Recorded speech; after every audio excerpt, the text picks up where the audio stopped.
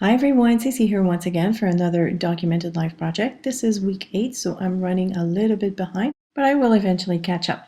So for week 8, the challenge is to use repeating elements, and the prompt is "it's worth repeating." So now that I've recorded those entries in my index pages, I can go ahead and start on my page. I decided to go for silk acrylic glazes as my preferred medium for this page, and I'm going to take my pick at some of these brand new Patti Tolley Parrish's stencils. The first one I'm using is an exclusive stencil that I got for free if I ordered over a certain amount. So I love that stencil. It has a nice optical illusion because the dots keep getting smaller towards the middle.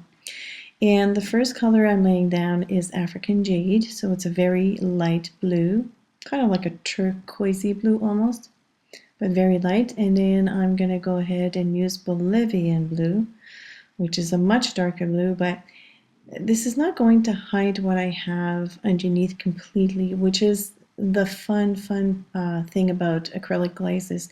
They layer beautifully, and as you can see, I've offset the stencil a little bit so that I could get kind of like a shadow.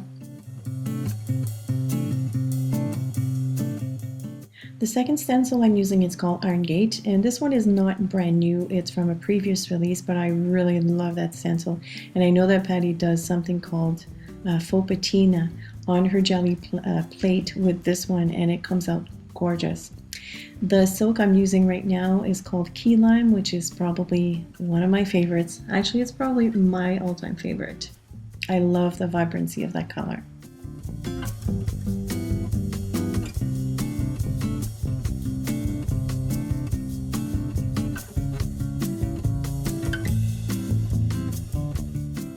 So for this one, I applied the color all over the stencil, and unfortunately I hadn't rinsed my dauber before I started, so you can see in the middle it's a little bit darker. But I'm slowing down the speed of the video now so that I can show you how cool these silks are. They're very reflective. It's almost like a metallic effect, but yeah, they still remain translucent, and you can see all the different layers, which is awesome.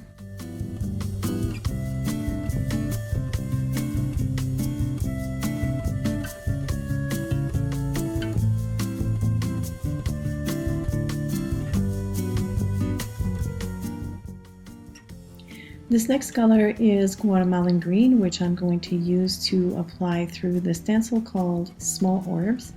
And this one is a smaller stencil, so I have to move it around the page.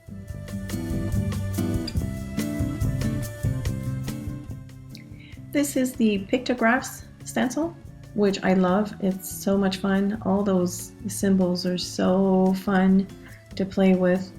Lots of possibilities. And I'm applying teal zircon through it. And I'm not going to do the whole stencil. I'm going to pick the symbols that I want.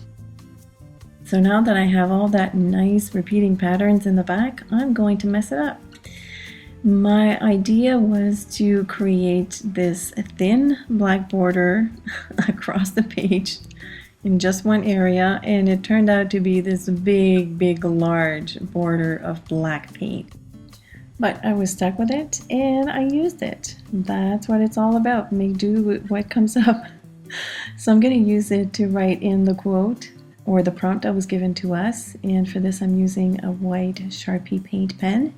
This is the extra fine tip. And I'm going to use different fonts to do that.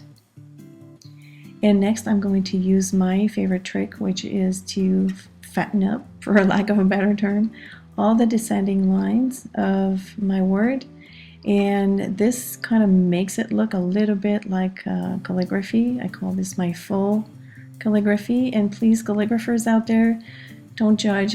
I'm not a calligrapher. I have never learned the art of calligraphy, which I totally respect.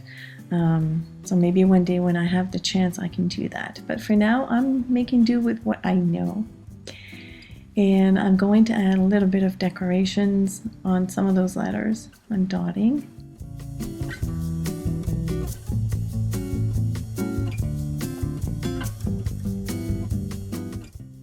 I also added some hearts to give me comfort for not having succeeded in my plan. I also wrote "When you find a good thing" over the "It's worth" with a different font as well. So I used kind of 3 different fonts with the same pen. And now I'm trying to bring that black onto the rest of the page by highlighting some of those circles of the small orb stencil.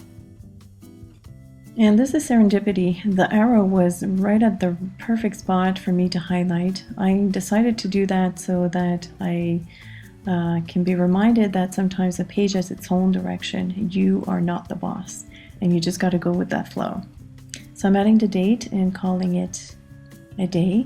I'm going to show you close up of all the different parts, and you can see the silks, how they shine. I love that. And there's a whole bunch of things to do with these stencils. They are geometric shapes, so you can use them in many different ways. My mind is going wild right now thinking of all the schemes I can come up with those stencils. So that is it for today. Of course, I'm going to use the left-hand page to list the supplies, and you'll be able to see that from the photos at the end.